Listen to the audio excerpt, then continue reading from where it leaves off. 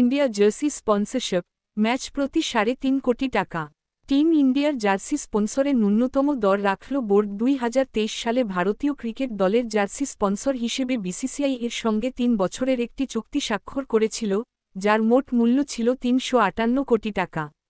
Team India jersey sponsorship, dream 11 সরে যাওয়ার পর নতুন মূল স্পন্সরের খোঁজে বিসিসিআই।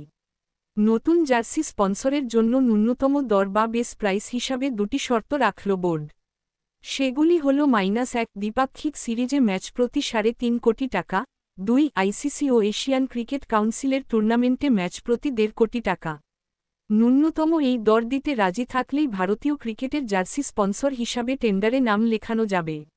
আগামী ৩ বছরের জন্য স্পন্সর খুঁজছে ভারতীয় ক্রিকেটের সর্বোচ্চ নিয়ামক সংস্থা। বোর্ড কর্তাদের ধারণা, বেস প্রাইসের চেয়ে অন্তত দ্বিগুণ দরেই আসবে নতুন স্পন্সর। তার মানে ড্রিম 11-এর থেকে বোর্ড যে অর্থ পেত, তার চেয়েও জার্সি স্পন্সর হিসাবে বেশি দর হাঁকাল বিসিসিআই। ড্রিম 11 ম্যাচ প্রতি ৩ কোটি টাকা দিত।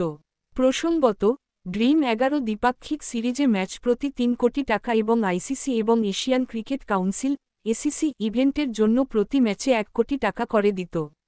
সূত্রের খবর, গাড়ি প্রস্তুতকারী সংস্থা টয়োটা ভারতীয় ক্রিকেটের প্রধান স্পন্সর হিসাবে আগ্রহ দেখিয়েছে।